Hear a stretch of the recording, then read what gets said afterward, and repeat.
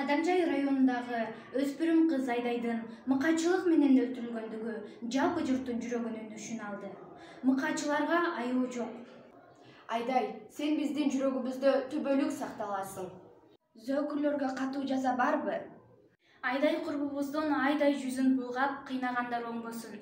Жаш чырпыкты сындыргандай жаш кызыбыздын өмүрүн кыйгандарга өлүм.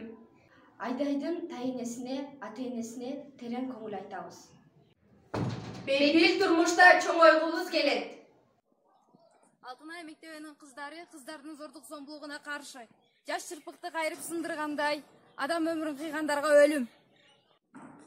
Кечээки Кадамжайда болуп өткөн окуя үчүн биздин кыздарда терең кайгыруу менен көңүл айтабыз. Мындай окуяларда бир гана Айдай эмес, Айдай сыяктуу көптөгөн кыздарыбыз курман болгон. Айдайдын айдай жүзүн булгап, жанын алгандар өз жазаларын алышсын.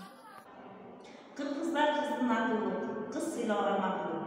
Качанга чейин биздин кыздары кордукта жашайт? Биз Аксы районуна караштуу Чукургон айыл өкмөтүндөгү Токтогул Сатылганов атындагы номер 42 жалпы орто билим берүү мектеби бүгүнкү күндө окуучулар менен биргеликте окуучуларды зордук зомбулуктан, алардын адам укугун коргоо жактары боюнча, окуучулардын гигиеналары боюнча иш алып барабыз. Бизде Аксы Үмүтөй кыздар федерациясында мектеп жамаатында кыздарыбыз тыгыз байланышта иш алып барышат.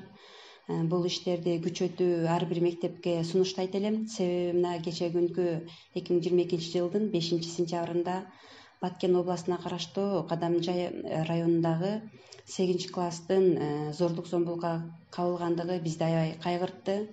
Жалпы мектеп жамааты ошол кыздын ата-энесине кайгыруу менен көңүл айтабыз.